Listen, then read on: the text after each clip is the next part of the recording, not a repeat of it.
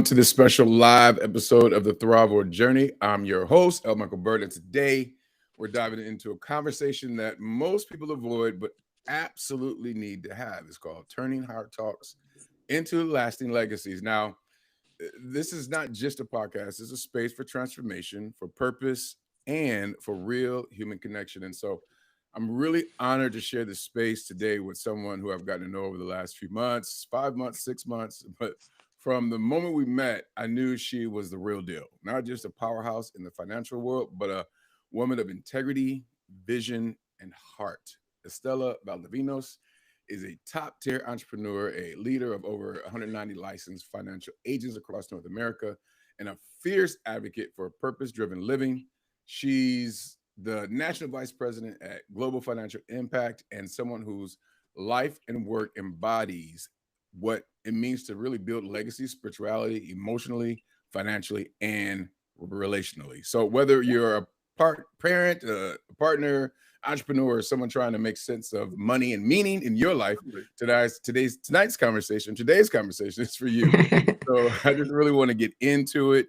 And Estella, man, welcome to our first live episode. How you doing? Wow. Good, good. Thank you for that intro. Wow, wonderful to be here. I feel excited to be here with the Thrivewell Journey Studio with you, Michael. It's been a great, just getting a chance to know you and doing the first live episode. Oh my God, it is great.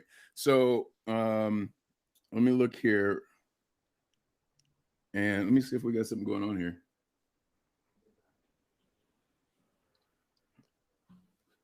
Let me see. She said she can't see anything. Is anybody in the chat? Let's see. We got two, we got three. Let me just double check here. This is our first. Hey, there's a problem. So let's see. All right. The joys of technology, right? Right. Double check everything. Let's see here. All right. So before we get into it, let's see what's going on. And let me see if she sees anything. All right. But it's okay. We're still recording. She doesn't see it on YouTube. So I'm going to navigate being on the different platforms while I'm still having the conversation with you. So if I'm not looking at you, I'm still having the conversation with you. So I really want to know, again, like we've talked for the last, man, I see you almost every day, which is great, right? But, before all the accolades and all the 190 place agents that you have, like, who were you and how did you get into starting out in entrepreneurship? Sure thing. Well, I am from California. So if you're logging in from different parts of the world, I was born and raised in a small rural community in the Central Valley of California, which is Sanger, California. Most people know Fresno, which is not too far from us. I was raised by a single mom of 5 kids, and I'm the youngest of 5.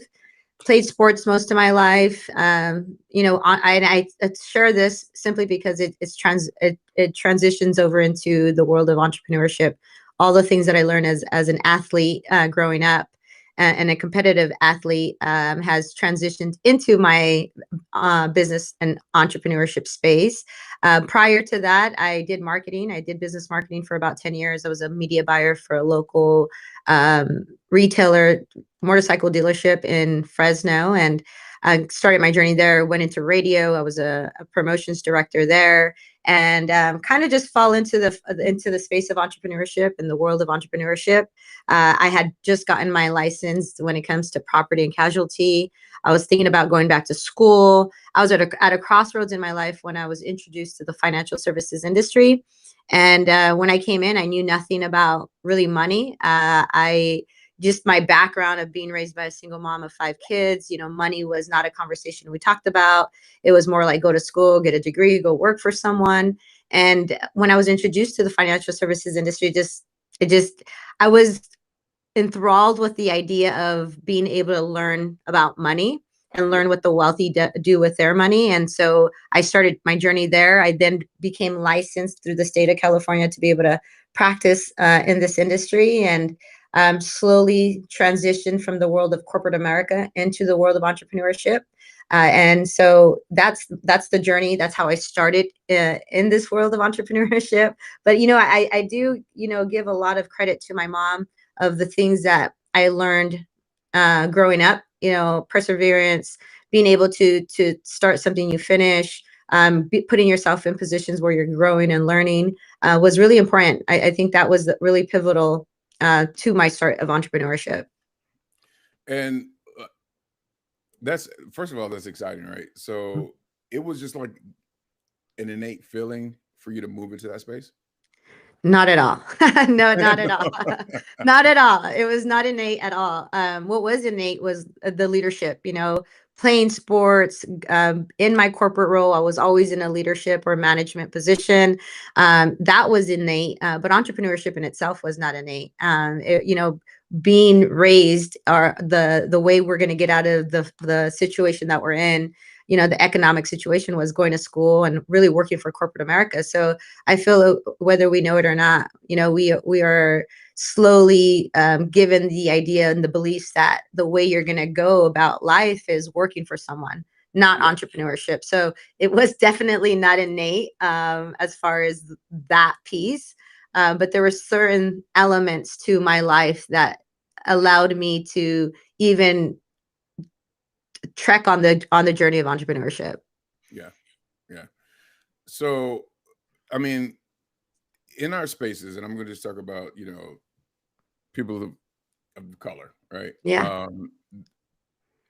There seems to sometimes be a myth of, we need to work for people and we need to do, not really going to entrepreneurship. Can you speak to that and how the mindset should shift from just working for people and really be your own entrepreneur?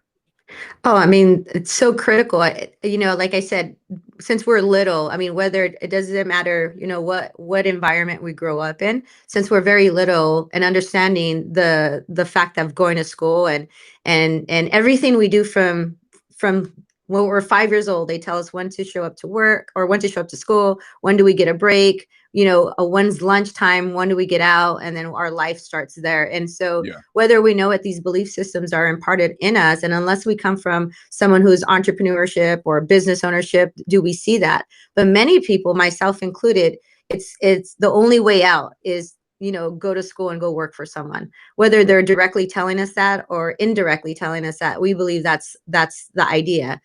For myself, that was exactly it. Go to school, get a degree, go work for someone, and then try to move up the corporate ladder. And the importance of entrepreneurship and individuals of color and different ethnicities and different socioeconomic backgrounds is extremely important, because the reality of it is, if we're going to get to the next level, it's very difficult to do that as when we're working for someone. We might get to some level of comfort, depending on the income that we're making, but to really strive to have a fulfilled life, not only financially, but in every realm, entrepreneurship is really the ticket out. And it could be a scary conversation. It can be it can be the opposite of it, innate, right? It's like, this is it not comfortable. I don't see myself there. And I remember that's how I felt coming into the world of entrepreneurship. It was not a conversation I was having with a circle of friends. The circle of friends that I had was, how do we move up the corporate ladder? How do we go to the next level? Or what should I go to school and further my education in different areas so that I can get that position? And so I believe it's extremely important to have the conversation of entrepreneurship, but not only that, but to have a platform that can guide us, or associations that can guide us in that realm, whatever that is, in whatever area that is. Yeah. Mentorship is a big thing and a big deal, especially when in entrepreneurship and you begin to, kind of navigate that world. What would you say about mentorship and being mentored in the entrepreneur space? Mentorship is absolutely critical. They say that typically businesses fail for two reasons: is number one, lack of capital, or lack of mentorship. If you have someone who's willing to share with you, whether it's in business or in any aspect of life, whether it's your spiritual, you need a spiritual mentor, or you need, guidance in your relationships, having a mentor is extremely important, because you have someone that you're able to borrow their wisdom, you're able to borrow what they know, and they're willing to pour into you what you need to know to get to where you need to be. I have a personal mentor, and one of the things that is always said is his present is our future. If as long as we continue doing what we need to do, putting in the work, growing, we can see somebody ahead of us. And what happens with that, Michael, is it becomes something that we can foresee ourselves in. If you have someone in a space that has already achieved the things that you're looking to achieve, it makes it real. And so I believe psychologically, it just gives clarity to someone when they're on the track of entrepreneurship, when you do have a mentor in the space that you're looking to have a business in. Yeah. What is your business now?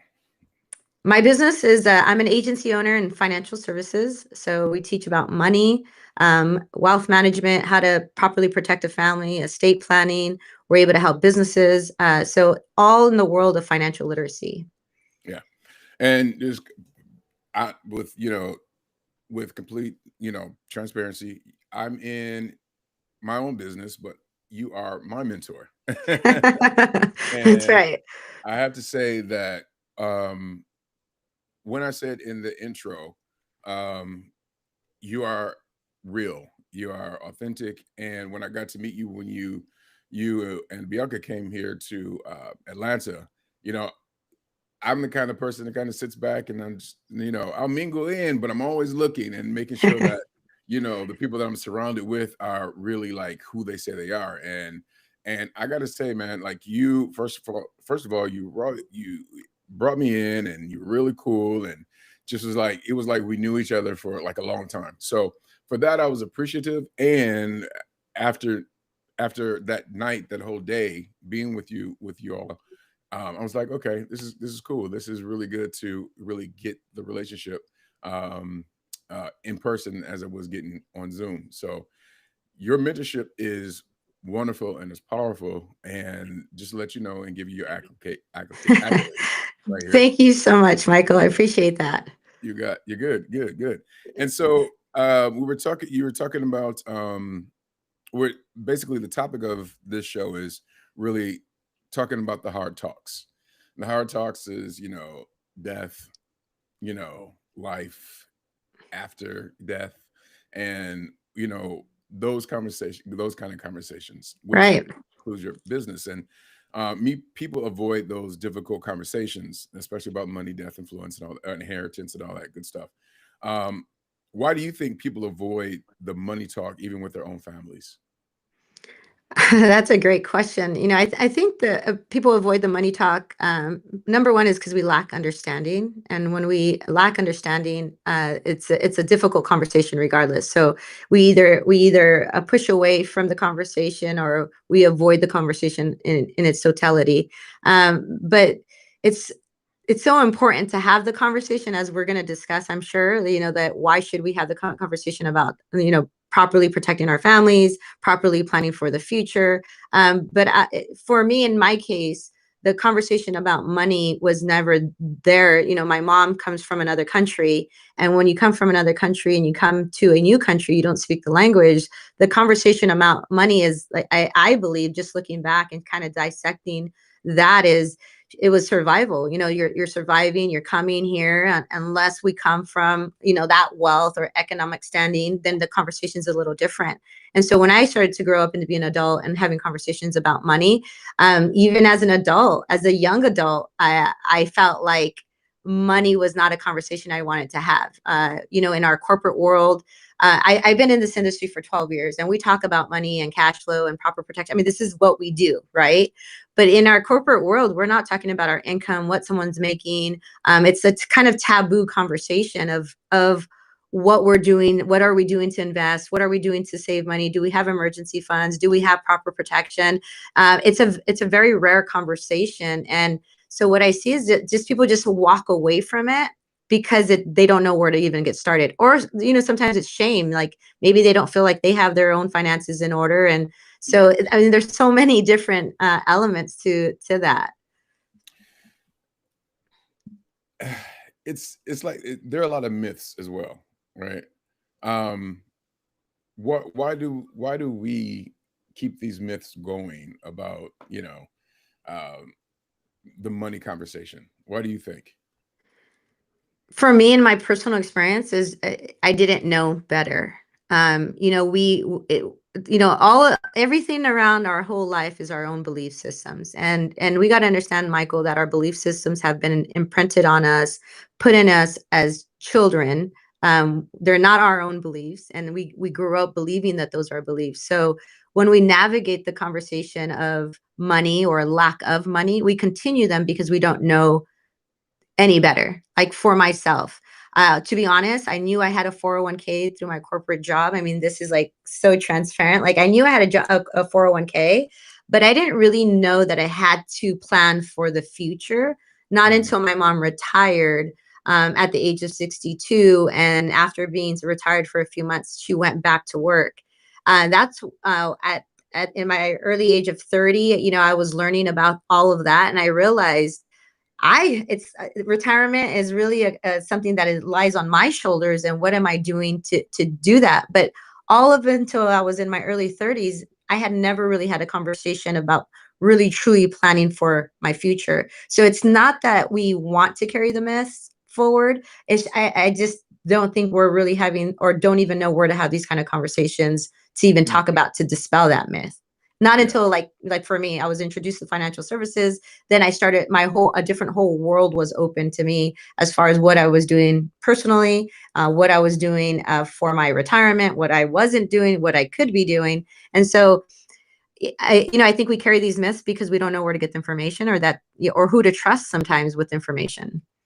Yeah, I think it sounds like it comes down to education and really educating the person, the people, the generation, so they can really get the world of what it is to really prepare for the rest of your life.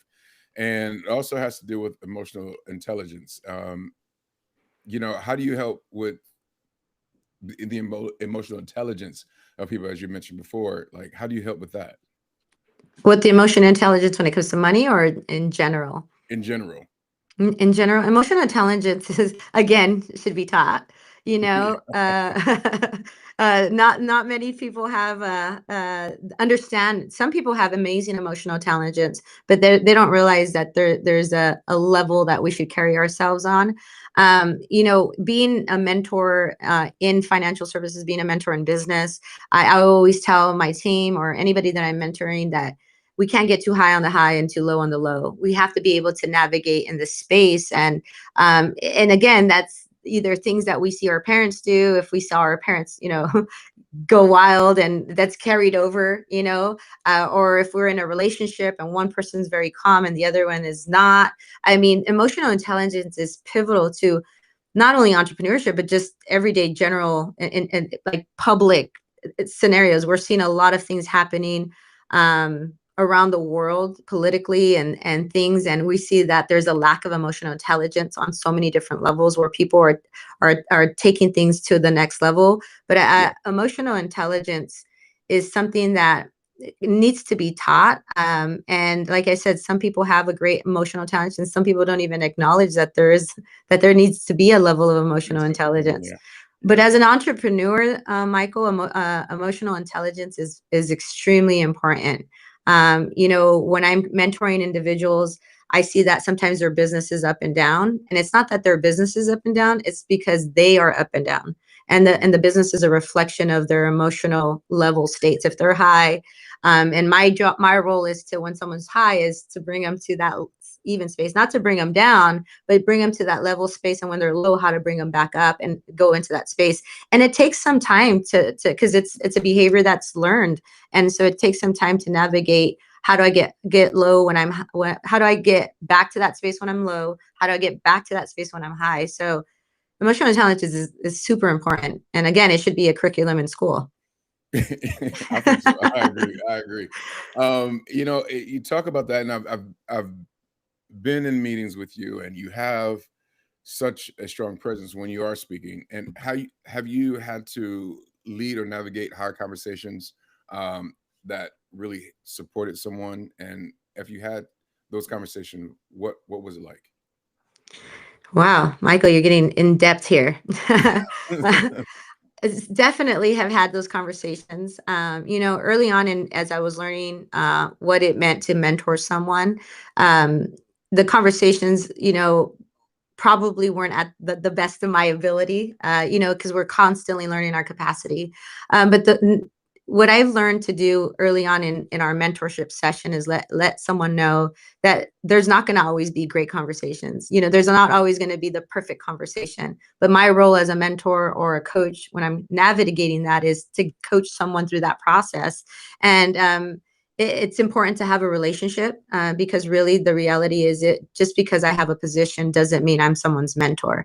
There has to be some deposits into someone to be able to actually have those conversations. So you asked, like, those conversations can be initially tough in the beginning, but Yeah. the end, if we have a great relationship, in the end it works out in both our favors, in the sense of we're going to the next level. I literally just had a conversation with someone on my team, and one thing that I learned from my mentor is to ask this question when you're having a session is, what is something that I need to hear that I probably don't want to hear, but I should hear, that's going to get me to the next level. And that's a question that I'm always asking my mentor, because mentors have our blind spots, right? Yeah. So I Yeah. just had a conversation with one of my team members, and it's new to them asking this conversation, the question. So I had them ask me the question. So basically getting their permission to give them coaching, right? They Right. asked me the question, and I could just tell their body just kind of froze, like, oh my goodness, what are they going to tell me? Yeah. And what I had to tell them was nothing negative. It was all positive, of like what they're doing well, but how they can enhance their business in another level. There's some gaps missing. And at the end of the conversation, you could just tell they were just like, their body was more relaxed and they were excited to know that they can go to the future. So even though we're having tough conversations, doesn't mean that they're negative conversations. And so I think that's really important to know. Early on, I thought it was negative when I was newer into like mentorship and coaching. But the reality of it is, as individuals, we're always looking for someone to pour into us. And that's what I do to my team. I pour into them, coach them, and then pour into them. It's a process. It's an art, so that we can get people to move to the next level. Yeah. So I'm trying to fix, we're not live on Facebook yet, so I'm trying to fix that right now. Sorry guys. No problem. This is the thing about going live. This is crazy, and it's awesome at the same time. When I'm glad it's with me. I'm glad it's with me. I know, right? So we talked, like, so we're in the financial literacy, financial services business, and financial literacy is not just about, money. It's, about options, about dignity, it's about impact. And just in your experience, what's the biggest gap between, with people that the people have with financial literacy and understanding that? What's the biggest gap? Yeah. Well, you said it, the financial literacy piece. The gap is in understanding where someone is at and knowing where they want to be. So the gap is really helping people navigate where they want to be. And so when I sit down with clients, a lot of times when we sit with them, they don't even have where they want to be, as far as retirement, understanding the products and services that they can give them peace of mind, as you mentioned, dignity when things come up. But the gap is in the gap. Basically, when people don't know where they want to be. They don't have a financial independence number. They don't have a number where when they do retire, at what age do they want to retire? How much income do they need? In what types of accounts do they need it in? And so I would say that's the gap, Michael, is not knowing where someone wants to be. Where someone wants to be. So, so why is it really important for people to really get the literacy of the financial literacy for themselves, as well as their families? It's important because it allows people to make decisions. I again sit down with clients who said, "Oh, I should have put money into my 401k, or I should have got this type of insurance or proper." Somebody presented this to me, but I didn't quite understand it. And a lot of the reasons why people don't put things in place is because there's just a lack of understanding. There's a, in this world we're inundated with so much information, with social media, technology, chat GBT. You can get a lot of information everywhere. The question is, where can we actually put that information into place? Like, what you have the theory part of it, but what's the action part of it? And so the literacy, it closes that gap because it allows people to make a solid, informed, empowered decision for their family. Yeah. So one of the things that we deal with is life insurance, and people sometimes think life insurance is just for like burial expenses, or it's only affordable for the wealthy. It's unnecessary. It's a scam, and they don't realize that, younger people actually can afford, it's affordable for people like that are younger. And I actually look up a fact. It says a healthy 30-year-old can often get a $500,000 term policy for less than the cost of a monthly Netflix subscription. Is that a fact, or can you talk about that? Well, it depends. It depends on, I mean, if they're healthy, how much coverage, and it is super affordable. And I want to share something with you, Michael, that I think that a lot of us, when it comes to insurance, whether we think it's expensive, we don't know, it's for the wealthy. I had a sister who, when I was 20 years old, she was 31 years old. She passed away in a car accident. In the accident, my nephews were in the car. One of my nephews had just turned 5. One was about to turn 6. They survived the accident. My sister passed away, and it just turned our whole family's world upside down. We never anticipated that. When you lose someone just like that, you don't have the planning. She had no life insurance. So how it works when when you lose someone, it's a business. You go to the funeral home, you do all this stuff. They're upselling you on every aspect of putting the final plan together for the celebration of life. My brother put it on, he got it on, like he financed it, and it took him 7 years to pay that. I think it was like 15,000, because like the interest rate on it was super expensive, or super high. And I share this story with you, Michael, because in that moment, you lose someone, you don't have insurance, then we're trying to figure out, who becomes guardians of my nephew. So that's the estate planning side of things. And even after experiencing that, Michael, never did it dawn on me to get life insurance. Like never had a conversation. Nobody said, hey, Stella, you've experienced this. You yourself can be protected. You can put yourself, we never want to experience this again. But not until 12 years later, when I was introduced to the financial services, did I realize the importance of life insurance. And so what I'm seeing is that the lack of knowledge when it comes to just the conversation around life insurance, let's just talk about that. It's not being had, and when we do talk about life insurance, we just see it as like something that is there. We think of it as auto insurance, something that we're paying for that we're never going to use. But the reality of it is we're not getting the proper education when it comes to the power of life insurance, the power of doing it when we're younger and we're healthier, and the cost of insurance is a lot less versus when we're older. A lot of times, we're confronted with clients who said, oh, I didn't realize I can get life insurance when I was younger. And so again, it just comes back down to the education. And I shared my story with you, Michael, because like I said, it was so close to home. We experienced it. We understood, like we went through all of that, but not once did I ever think I should get life insurance. And so if I experienced that, I can only imagine the people who never experienced losing a loved one or anything like that, even have the conversation even come up.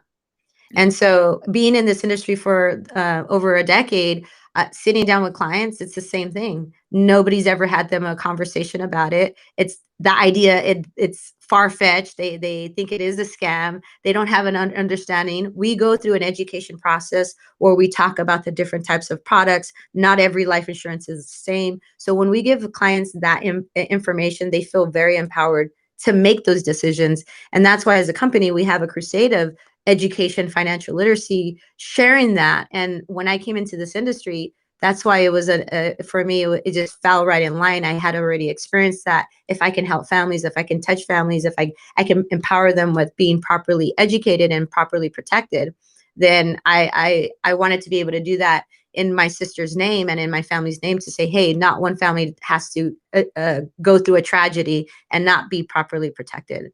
And Yeah. so that's what I have. Yeah, I would just, that's really similar to me as well. And the story is like, I don't know, 2003 when my mom passed away from blastoma cancer.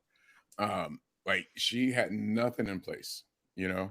and I was 20 something, fresh out of college, starting to earn money, but I didn't have enough money to pay for our funeral, and Right. so we had to call people, to help us. We had to do some work with the funeral home, to make sure that, she got the proper burial. In my family, people went to get cremated, which is, whatever. But it was just difficult. And even at that time, like you, I was like, okay, it's just what we got to do. Right. Because I didn't have the education at that time. And I think that's pervasive. And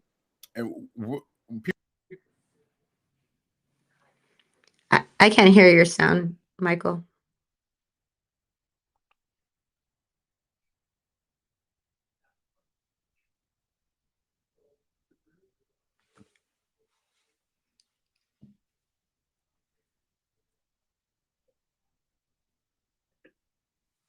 Can you hear me now? Oh, there it goes. Yes. Yeah. All the hiccups. This is fun. Man, this is crazy. So what was I saying? Oh, You were yeah. talking about. Yeah. So like people that are in that situation, that find themselves in that situation now, what do you think they need to do? Well, number one, what someone should do is know that that when we're talking about working for our family, the question is like, why would we want to do it, and what do we need to do? So we all work hard for our family. Like when I sit down with clients and I ask them like, why are we having this conversation? Like what got you to have this conversation or sit down in front of me? And they're like, well, my family is really important. I work hard. I want to make sure that, I'm taking care of, my family's taking care of it. So it's really acknowledging the fact that we are all working for something, right? We go to work, we go to do it for our family. And so when we have that understanding of why we're doing it, having the conversation of properly protecting a family becomes a lot easier, because then they understand that having proper protection is about their family. Everything that they're doing, that will take place if you are no longer there. And so then everybody will tell you, I'll ask, why do you go to work? Well, because I want to take care of my family. I want to be able to make sure I pay my bills. And so once we have that understanding, being able to have a conversation of having proper protection becomes a lot easier, because then now they understand this is about their family. This is about properly protection. This is, like you said, keeping the dignity, having peace of mind. And so that, that's why the conversation around it, or gaining the knowledge in it, is extremely important, because it all wraps around with the simple fact that it's about our family, or we want to make sure we're properly set up for our future. Yeah. And ultimately, you're really taking care of yourself to take care of your family as well. And I think that's important. And especially as I grow older, I'm like, I want to make sure that my people are taken care of, and they're taken care of so they can take care of me when, it's my time. And Right. it's really okay to talk about that, because Right. that is inevitable, right? Right. They said there's two certainties in life: death and taxes. And we have the conversation on both, right? Right. I always like to joke around with my team, and I said, we're not going to get out of this world alive, unless you know something I don't know. Right. But the importance of having that kind of conversations is extremely important. And we're talking even on the side of having proper protection and going through the funeral and burial. But then there's the other element of insurance, life insurance, like of being able to create generational wealth. A lot of people don't realize that when a life insurance benefit does pay out, it pays out tax-free. And if you have $500,000 in place, or you have $1 million in place, which, by the way, is so much more affordable than most people think. We never want to think about passing, but like we were just talking about, it's inevitable. It's going to happen. We just don't know when. we can look for an expiration date somewhere on our body, but we can't find it. So Right. we It's don't somewhere. have that somewhere around. I've been looking for it. Right. But that we don't realize that we are able to create generational wealth by having proper protection. If we do have a certain amount of coverage, the proper amount of coverage, which we do with all of that with our clients. We go through a full needs analysis to make sure the client is properly covered. They're not paying for too much. They're not paying for too little. They have the right amount of coverage. That's a way of creating generational wealth. So if something happens tragic or unforeseen and you have $500,000 of insurance, Michael, your beneficiaries receive that $500,000 tax free. Yeah. And then there's so much more that can happen after that. And it's been a strategy that the wealthy have leveraged many years over, where they've protected their family and put the strategy of life insurance in place and see it as an investment versus as a bill, right? You're right. Right. Which, man, versus a bill. Like that's powerful just right there by itself. Mm-hmm. Can you, just so that people can really get the world of it, can you just break it down for people where you're leaving a legacy for people with the generational wealth? Absolutely. I mean, you know, a lot of us want to, like, it goes back to the conversation. Why do we work hard? Why do we do this? A lot of times what we're doing is not the way to leave generational wealth. If we're working for corporate America, we have some type of retirement, understanding the world of taxes and the implication to estate planning. I mean, there's so many elements to it.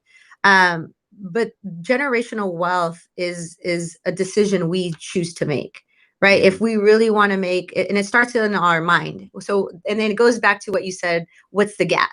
So the gap is knowing what you want. If you're looking for retirement, knowing what your financial independence number. If you're looking for generational wealth, is how, if I'm looking for generational wealth, what tools, what elements are around me that I can put in place for my family to make sure that I am actually not only putting it in place, but when I am no longer here, that it leaves that generational wealth. And life insurance is a big element of that. Again, it's taboo when we talk to people about life insurance. It's a taboo conversation. People automatically think it's a scam or they can't afford it. Right. And that's where the education comes in. And that's why I love what I do, because our approach is education. And so leaving a legacy or creating generational wealth, again, it's education, knowing what tools are out there, what type of products can help me do that. And as I mentioned already, life insurance is a big part of that. Yeah. So that's the first step. First step is knowing in your mind. Like, the first step is knowing what you want.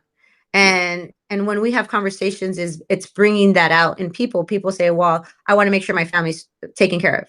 Okay, but what does that look like? If when you say your family is taken care of, are you talking about while you're still here, while you're no longer here? And what are some of the things that we can put in place so that you can take care of your family? Step one. And then if we're looking for generational wealth, what other types of products and services that we can put in place to create that? So number one is knowing what you want. Yeah. Knowing what you want. And so personally, you're building your legacy, right? And how does that change the way that you see your own life? It changes in so many ways. I've always felt since I was young that I wanted to leave an imprint on this world. I've always felt, this this I don't know, in like an inner calling, inner being of being able to leave a big footprint. And then life happens, and you just don't know what that looks like. But being part of the financial industry has really not only enhanced and changed the paradigm of my thinking as a business owner, but also like making sure my family's protected. We're in the world of financial services. So not only do we talk about it to our clients, but I think the best part of it is living it, right? We speaking it. And so making sure our financial planning is put in place, making sure that we have the proper amount of protection. And for me, the way I see it now that I know what I know, prior to being in the industry, prior to being in these kind of conversations, I don't think I would have done what I've done. But because I am in the industry, because I am talking to clients, because I want to live by example, I feel secure. There's so much more that I would love to be able to do for my family. But some of the things that I plan to do and put in place is not only to make sure that my family's properly protected and making sure I leave that legacy for my family, but I also want to be able to give back to the community. I played sports. Soccer was what I played, what I played predominantly year round. And I want to give back to my high school alma mater. I want to be able to do that and do a scholarship in my name for many generations to come. And that is part of the financial world. Life insurance could be a part of that. And so it has expanded my scope of not only making sure my family's protected, but also being able to give back to the community. And I believe that's why we're here, is what kind of imprint can we leave in this world, not just be in this world. So it's dramatically changed how I see and how I can actually leave that imprint in life. Yeah. I hear legacy all through that. And you talked about, generational wealth and all the things that people talk about. They talk about, I want to leave generational wealth, and they don't necessarily really know how to get there. But you've explained like what the first step can be, which is in your mind, and then there are actually tools that can help you do that. So this is like create a clear strategy for somebody to actually follow up with the speaking of Right. to create generational wealth. But how do you define wealth beyond numbers and bank accounts? Very great question. I define wealth not necessarily with money or wealth in that sense, but wealth is spiritual wealth. There's a lot of people who have a lot of wealth, and spiritually they're like my mother says, like their spirit is just constantly moving. There's mental health, your wealth in your mental health. There's wealth in your health. And so what I love of being a part of this agency is, our fulfillment formula. It's not just creating wealth and legacy on that side, but it's also what we impart, the intangible things that we impart to our family and our community, as far as the way we live our life with the 5 F's, which is our faith, increasing our capacity and relationships with our family. Of course, one of the F's is finances, and making sure that our finances are in order. And then also our fitness, our health is extremely important. And the last thing is having fun through it all. Because what one of our mentors says in business is that, the goal, if we can, and is to reach financial independence, become financially free. Our vision as a company is to be able to be number one in the industry. And I believe we're going to be on track for that. But he talks about, you can become a millionaire, and there's a lot of millionaires, or you can become a fulfilled millionaire when all those 5 F's are being elevated and grown on every level. So wealth to me is not just money. For me, my spiritual wealth is extremely important. And it's not a religion based. I'm talking about your spirit as a human being, that we're getting to know exactly who we're meant to be, and we're striving to be that person. That's what for me spiritual health is. And of course, faith isn't religious. Faith is just the opposite of fear, living in that faith, versus a lot of times, and fear comes in and sneaks its nose into all of our lives. Yeah, it comes into our whether we do something in our financial planning, fear comes in. And so just operating in that faith. So wealth is more of a holistic, I have a holistic outlook on what wealth is. Because I could be super healthy and super fit, but my finances can be in disarray. And I want to be able to grow in all of those 5 F's simultaneously. Will I grow in all areas at the same time? No, there might be a little bit off balance in certain areas, because we're looking for different goals as we're striving as entrepreneurs in our family. But I believe that every day, or, we're working on improving that, those 5 F's to be humans that live a fulfilled life. Yeah. What do you say to someone who really thinks that they don't have enough to leave a legacy? What do you mean, not enough? Like they don't have like enough money, or just they want to do, probably, let me say it like this. They want to have life insurance and leave a legacy, but they don't have enough, like enough money. Because I have a fact is that it says only 52% of Americans report leaving or having any life insurance at all. And so there may be that conversation that people may be having with themselves that I just don't have it. I get it. That's what I said when I first came in. I'm like, there's no way I can invest. There's no way I can do this. But when I sat through the part and what we do for our clients, where we go through a full financial needs analysis, we find money, right? I mean, some people live on a budget and they only make a certain amount of income. That's that we're limited on what we can do. But there's a lot of people who say that they don't have enough, they don't make enough, and they don't realize that as we go through a personal financial review, we find money. We find $100 here, $50 here, going out to eat, Starbucks, Netflix, as you mentioned, right? Yeah. We have the money, but what we do is we walk through someone through that process to say, what is it that you want? And are the things that you're doing today getting you to closer to where you want or further away? And when we go through that analysis, they realize what they want and what they're doing are two different things. So we put them on a path so that they can eliminate Netflix, or they eliminate Starbucks, maybe not completely, but maybe 2 days out of the week, and make coffee at home. And we help find that money so that they can get that proper protection. But a lot of people will never go through that if they don't know what they want. And part of what we do is giving them clarity of what is it that's important to them and how we can, with their situation, help them get to where they want to be.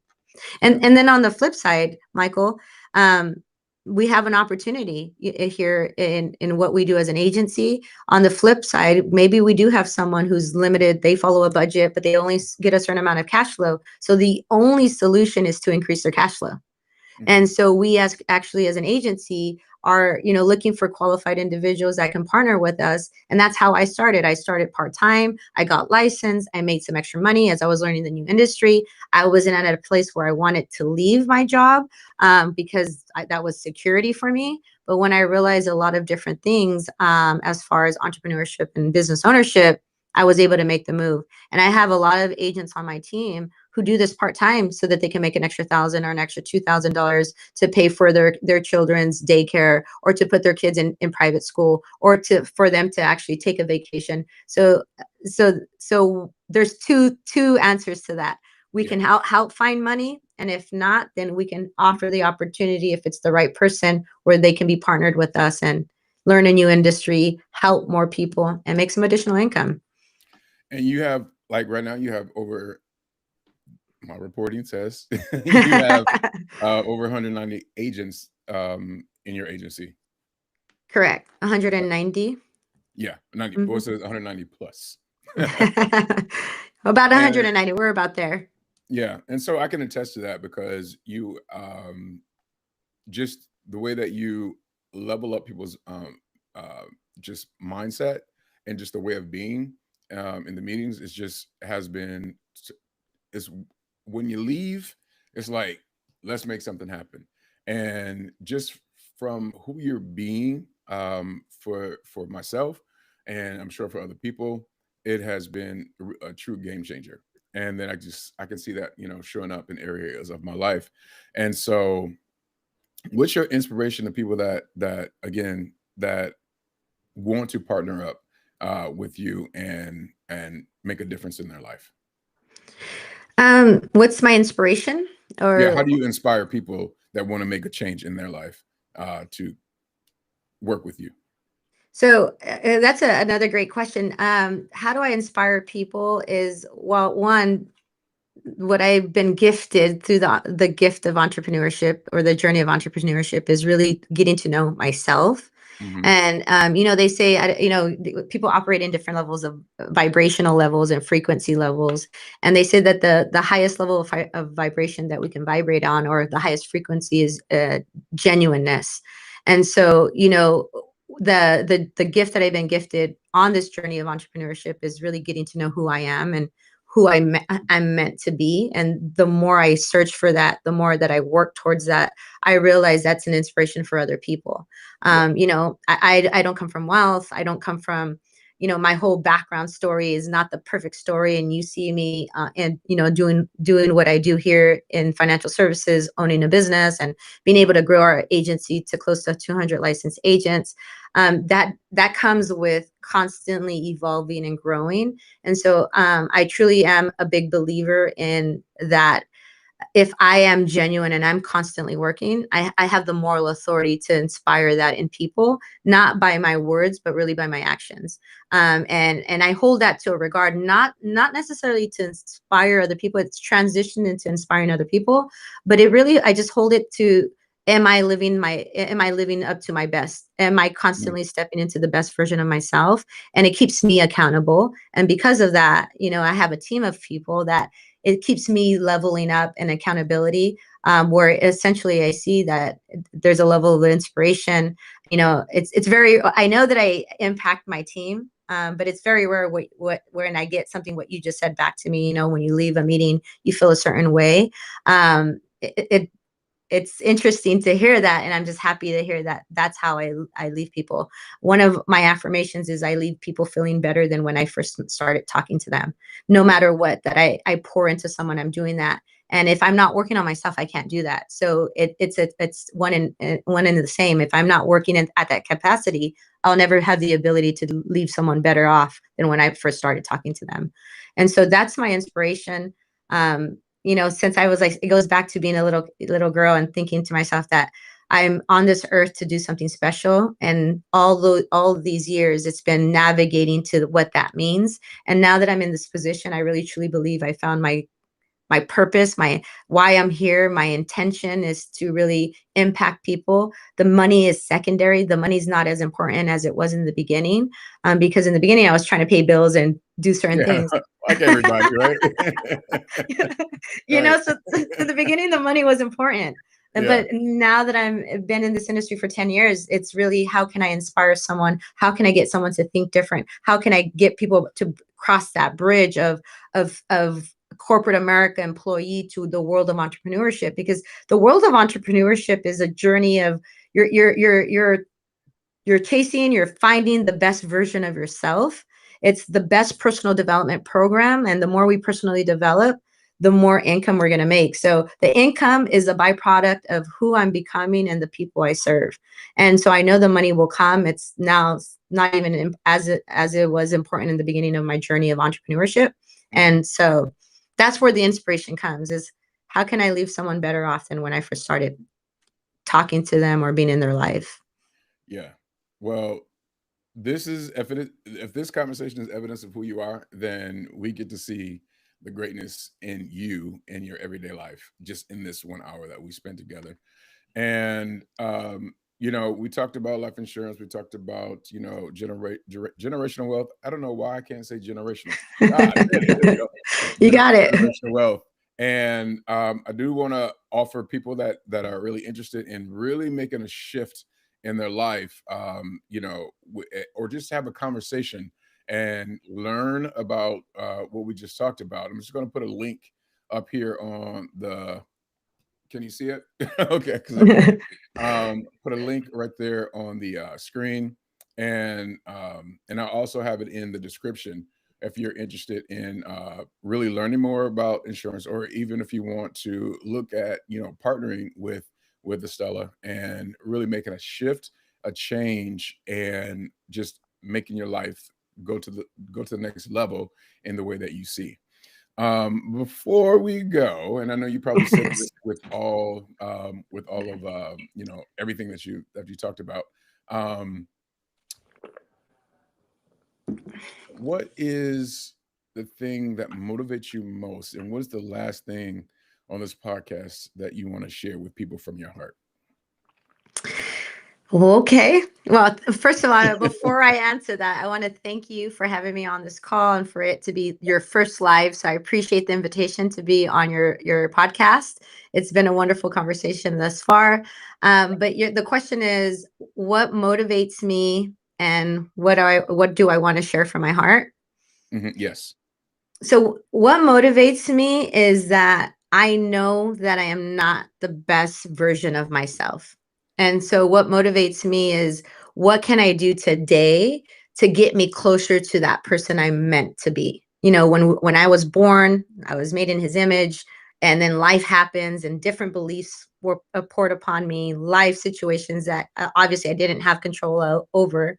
But what motivates me is how close can I get to that person that I was ultimately meant to be. And I believe that if I'm on that journey, that it goes back to the previous conversation, it's going to spill over to people. When going back to the story where my sister passed away, all of my life, Michael, I wanted to become an architect. All of my life, I love design. I love home design. I love different things that like doors, windows, architecture. I just loved it. And my whole entire family knew that I was going to become an engineer and I was going to go into architecture and all of that good stuff. I was going to school when my sister passed away, and it derailed our whole life. I became financially responsible for my nephews, just all these different things. I stopped going to school because I needed to take care of, life happens. I needed to take care of that. When I got into this industry, my mom told me something super profound. She says, we're Mexican. So she said, Mija, she says, I want you to know that, you are fulfilling all of your life's goals and desires. She says, you are an architect. You're just not an architect of buildings. You're an architect of people. And so that sealed the deal. I already knew I found my calling. I already knew I found my purpose in life. But when my mom shared that with me, it was just, you're like right on. What I'm here is to help people become better. And I know that my personal example is primary. And then in addition to that, continue to grow my capacity, to continue to grow my associations so that I can help other people become better. And that's that's the last message I would like to say, is that I'm here on this earth to do something special. I truly believe that I found my calling, and I'm here to help people through my own personal example, and that keeps me accountable. And at the same time, my desire is that I get to transform other people's lives, teach people how to live better, become better, because the more people that become better around us, the more of an impact we can have in the community, in our state, in the United States, globally. We make that impact, that ripple effect, what they call the butterfly effect, all across the world. And so that's what inspires me to be better and become better. Thank you for saying that. My mission is really to connect people to their purpose, one conversation at a time.